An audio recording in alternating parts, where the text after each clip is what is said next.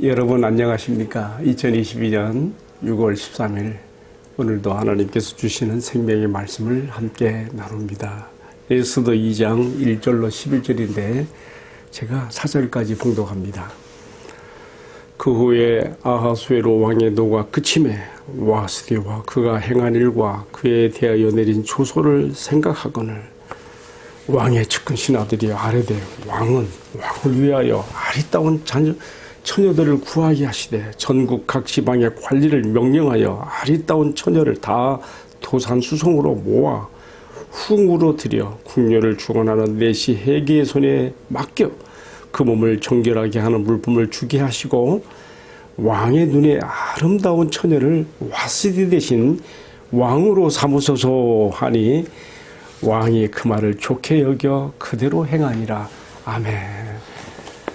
봉독한 말씀을 중심으로 해서요. 성경 에스더에서 하나님께서 숨겨놓으신 퍼즐 찾기라는 제목으로 함께 말씀을 나누겠습니다. 에스더에는 아시는 대로 하나님이라고 하는 단어가 한 번도 나오지 않습니다. 유대인들의 전통적인 종교의식인 제사나 기도 그런 말도 나오지 않습니다. 그러나 이 속에 하나님의 깊으신 섭리와 뜻이 담겨 있는 말씀이죠. 이 에스더 속에 담겨 있는 하나님의 퍼즐 찾기라고 하는 제목화에서 함께 생각합시다. 먼저 오늘 2장 1절로 방금 읽은 4절까지 말씀에서 첫 번째 생각하는 주제는요. 왕비 간택령에 숨겨진 퍼즐입니다. 왕비를 간택하는 이 속에도 하나님께서 숨겨놓으신 하나님의 뜻이 있다는 말이에요. 퍼즐을 풀어야 돼요, 우리가. 자, 아하수에로 왕이요. 왕비 와스디를 폐위한 이후에 얼마만큼의 시간이 흘러갔고 왕은 자신이 폐위시킨 왕비가 또 생각이 났습니다. 왕권으로 폐위시켰지만 다시 왕권으로 복위시킬 수도 있는 일이어서 폐위시킨 왕비를 열연하게 되면 그 측근의 신하들이 눈치를 보면서 가만히 있지 못하는 것입니다. 긴장하게 되는 것이죠. 왜 그런가 하면은 이 왕비의 폐위에 가담한 신하들이 자신들에게 입혀질 화를 생각하는 거예요. 왕비가 다시 복원되었을 때에 입을 화가 또 있거든요. 그래서 그들은 재빠르게 왕의 간택을 서두르며 추청하게 되는 것이죠. 오늘 읽은 말씀 2절에 3절에 잘 나와 있습니다. 제국 전역에 방을 내려서 아리따운 처녀들을 도성수산에 다 모으게 하시고 내시 회계의 손에 맡겨 주관하게 하여 왕의 눈에 아리따운 처녀를 폐위된 와스디를 대신하여 왕비로 삼으소서라고 지금 왕에게 주청을 드리는 거예요. 여러분, 우리나라 그 조선의 역사에서도 이런 일이 있어요. 왕비가 폐위되었다가 다시 돌아오게 되면 그 뒤에 관련돼 있는 그 정권 세력들이요. 여기서 많이 좌우됩니다. 예를 들면 조선의 19대 왕 숙종 때에 인현왕후가 폐위가 됐어요. 그리고 대신 여러분 잘 아는 장희빈이 남인들의 그러한 추청으로 왕비로 이렇게 들어가게 되지요. 근데 후일에 이 숙종이 다시 장희빈을 여러 가지 그 잘못된 것들 때문에 멀리하게 되어서 다시 서인들에 의해서 인현왕후가 다시금 복원이 되게 되는 것이죠. 그때 다시 서인들은 정권을 잡고 남인들은 다 이렇게 붕괴되는 그런 것이 우리 역사에도 있습니다. 하물며 당시 세계의 제국이라고 일컬어질 만한 페르시아 제국에 왕을 둘러싼 정권의 실세들 사이에 이런 암토가 없었겠습니까? 충분히 짐작하고도 남는 일이지요. 그래서 그런지 당시 와스디 왕비의 폐위를 이렇게 왕에게 가담했던 신하들이 재빠르게 여기에 대한 대책을 세우는 거예요. 뭐냐면요, 다시 드리는 왕비는 이러한 분당 정권 세력에 의해서 좌우되지 않는 뭐 일반 서민 출신도 좋은 거예요. 무조건 조건이 하나예요. 뭐 집안이나 이력이나 가문 그런 거 보지 않습니다. 아리따운 여성이 처녀이면 되는 거예요. 그래서 왕으로 하여금 아름다운 처자를 왕비로 삼게 하는 그런 전략을 쓴 거지요. 그렇지 않고서는요, 포로민 출신의 유다인의 딸 에스더가 왕비 간택 의무에 응모할 수도 없는 것이죠. 여러분 그렇지 않아요? 우리나라 작은 소국이었던 우리나라 조선의 역사에서만도 봐요. 왕비 간택력이 내리지면요, 제일 먼저 따지는 게 좋은 집안, 출신 성분이 좋아야 되는 것이죠. 그러나 아하수에로 왕의 지금 측근들은요, 자신들이 앞으로의 그 실권을 튼튼하게 갖기 위해서 그랬는지는 모르지만 그거를 왕비 간택령에서 아무 조건 따지지 않는 거예요. 누구든지 좋아요. 아름답기만 하면 되는 거예요. 그래서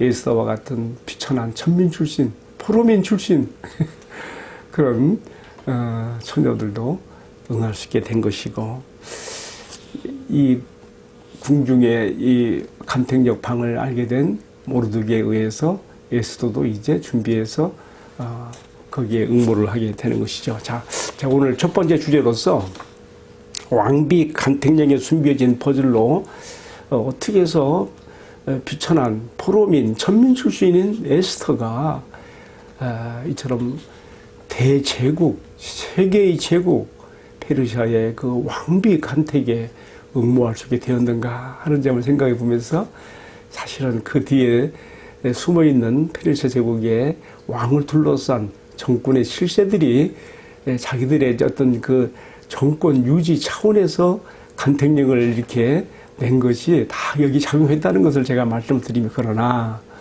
이 속에도 하나님의 숨은 섭리가 들어있어서 지금 바벨론에서 바하 제국으로 넘어가면서 여전히 그 땅에 지금 남겨져 있는 유다인들을 보호하시고 구원하신 하나님의 역사를 이루기 위해서 유다인 천민 출신 에스더가 왕비 간택력에 응하게 되는 그런 이야기까지 제가 말씀을 드렸습니다. 자, 두 번째로 생각하는 또 말씀이 있습니다.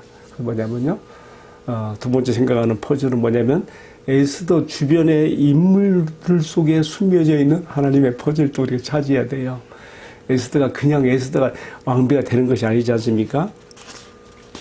한 사람이 다른 사람의 눈에 들어서 특이한 은혜를 받는다는 것은 우연한 것이 아닙니다. 이 모든 배우에 하나님의 섭리적인 은혜가 있었다는 것을 오늘 우리가 본문 말씀에 등장하는 주변 인물들을 통해서 보게 됩니다. 제일 먼저는 누구예요? 그의 나이 많은 사촌 오빠인 모르드게가 에스더를 아주 정말 곱게 키운 거예요. 정말 포로라고 하면은요, 그 인권이 완전히 말살되는 것 아닙니까? 그런 포로지에서 곱고 맑고 순결하게 이 에스더가 자랄 수 있었다는 것은 그의 후견인이 된 사촌 오빠인 모르드게의 그러한 보호 가운데 이루어진 것을 우리가 생각해 볼 수가 있게 되는 것이죠. 또 한 가지 생각해 볼 수 있는 것은 왕비 간택력에 임해서 왕의 그 후궁들을 관리하는, 궁녀들을 관리하는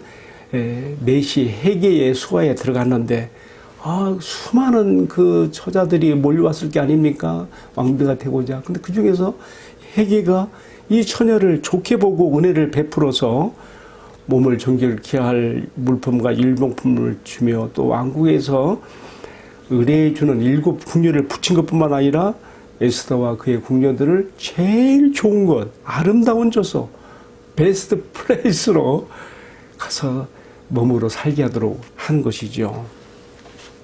자, 이 전혀 모르는 궁녀들을 주관하는 내시 해계에게 왜 에스더가 눈에 들어서 괴임을 받고 은총을 받고 잘해주고 싶은 그런 마음이 들게 되냐 이 말이죠.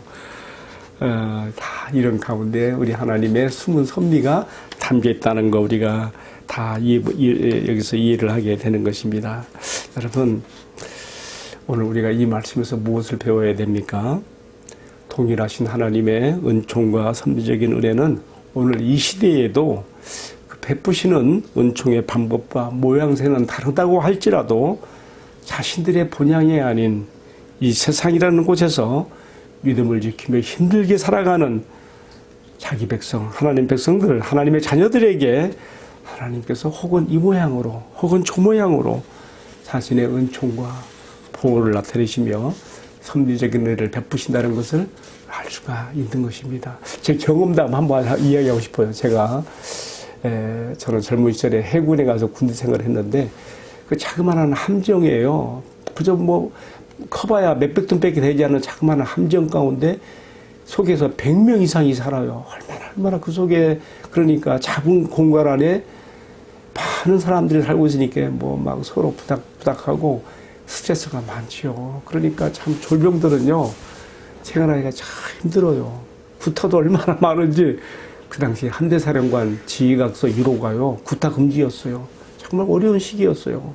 그런데 제가 들어간 근무하게 된 함정에서 대구 출신 전혀 저는 모르는 사람이에요. 대구 출신 한 중사인데 저를 엄청나게 깍듯하게 저를 애우하고 저를 보호해 주더라고요. 그 험악한 군대자가 지금은 어떤가 모르겠어요. 그 당시만 해도요. 오죽하면 함대사령관이 지휘각서 1호로 구타 금지를 명했겠어요. 그런 험악한 분위기 속에서 제가 뜻밖의 그런 은혜를 받아서 정말 제대할 때까지 정말 제가 무사히 군을 제대하고 나올 수 있었습니다. 제가 이런 얘기를 왜 하는가 하면요. 우리가 살아가는 이 세상에서 정말 포로지에 떨어진 모르드게나 에스더처럼 때로 우리가 참 보장되지 못하는 안전과 또 보호받지 못하는 그런 여건에서 우리가 살아갈 수가 있습니다. 우리 하나님 아버지의 정말 깊으신 그런 사랑과 긍휼과 그 깊은 섭리가 우리를 여러 모양으로 나타난다는 것을 우리가 이 에스더 오늘의 말씀에서도 생각해 볼 수가 있습니다. 오늘 제가 두 가지 말씀드렸습니다. 한 가지는요, 왕비 간택령에 담겨 있는 하나님의 퍼즐이 있었다는 거예요. 퍼즐 중에 찾는 거예요, 우리가. 맞추는 거예요. 이 왕의 신하들을 통해서 아주 개방적인, 파격적인 왕비 간택령을 내리기 위해서 그 속에 에스더가 응모할 수 있게 만드셨구나. 이거 하나님도 하신 일이죠. 또 두 번째, 에스더의 주변 인물들을 통한 하나님의 퍼즐. 또 우리가 맞춰보는 거예요. 에스더가 포로지에서 정말 천의 고아처럼 자라고 아무 보호방 정책이 없는 상황에서도 사촌 오빠 모르드게를 통해서 보호를 받을 뿐만 아니라 참 그의 아름다움과 곱고 많은 순결함이 유지된 가운데 이제 왕백 간택령에서 페르시아 제국 궁에 내시 해계의 그 은혜를 받고 계임을 받아서 그가 왕비 후보로서 올라가는 데까지 오늘 우리가 여기까지만 말씀을 봤습니다. 또 이어지는 말씀은 내일 또 보겠습니다. 참 재밌어요. 에스더에 나타나 그 문자에서는 한 번도 하나님이라는 말이 나오지 않지만 하나님께서 에스더라고 하는 이 성경 말씀 속에 담아놓으신 숨겨놓으신 하나님의 어떠하심을 우리가 하나씩 찾아가는 이 작업을 우리가 지금 하고 있는 것입니다. 이 과정을 통해서 하나님께서 우리에게 큰 은혜 주시고 우리 심령에 힘과 용기를 주시고 하나님을 의지하여 이 세상에서 믿음을 지키며 힘차게 살아가게 되기를 주님의 이름으로 축복합니다. 기도하겠습니다. 천의 고아처럼 남겨진 에스더를 버려두지 않으시고 주변 사람들을 통해서 섭리적인 은총을 베푸신 것처럼 동일하신 우리 주님의 은혜가 오늘 이 땅에서 살아가는 주의 백성, 주의 자녀들을 위해 돋는 햇빛처럼 언제나 함께 하심을 감사드립니다. 그 얼굴 내게로 향하여 비추사 은혜 베푸시기를 원하며 그 얼굴 내게로 향하여 두사 평강 주시기를 원하노라고 하신 그 은총을 힘입어서 오늘도 믿음을 지켜나가기가 힘든 이 세상에서 우리 주님의 은혜와 보호 가운데 힘차게 살아가는 저희들 되도록 축복해 주시옵소서. 이 모든 말씀을 존귀하신 우리 주님 예수 그리스도의 이름으로 기도 올리옵나이다. 아멘. 예, 마쳤습니다. 내일 또 뵙겠습니다.